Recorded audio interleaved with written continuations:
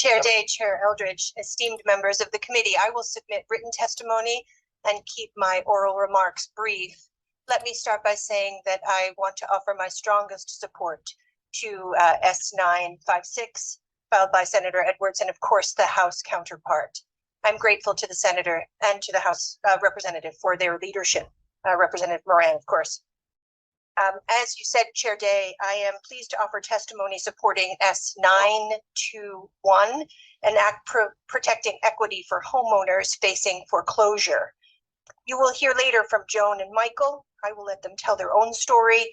But in short, they owned a home in Greenfield, mortgage-free. They fell behind on their property tax during the COVID-19 pandemic. After receiving their notice to quit, they attempted to make a partial payment to the city, covering almost half of the debt they owed, but were refused by the city of Greenfield. After much wrangling, the city acquiesced, and the mayor has subsequently said that she wants to abandon this practice, and to her credit. Had the city taken the home in foreclosure, however, they would have lost some $275,000 in home equity for a tax bill of around $65,000.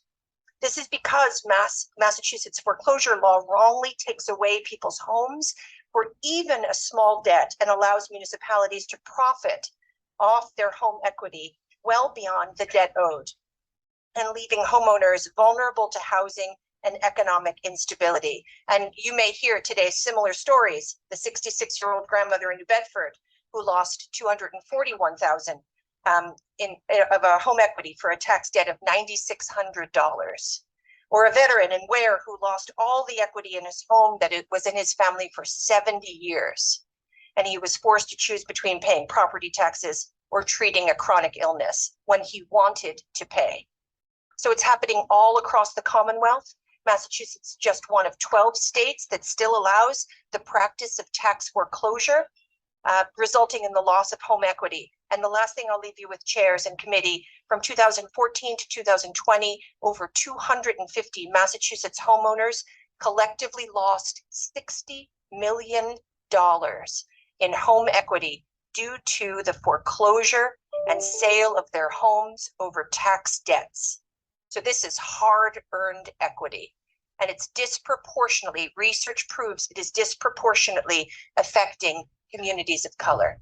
So I ask the committee to look at this. I want to say that I'm deeply grateful for Representative Roy, who has led on this issue and learned through a conversation that I had constituents affected and invited me to share this bill with him. But he has led well before I got here. But I'm grateful to be able to contribute today. Thank you. Thank you, Senator.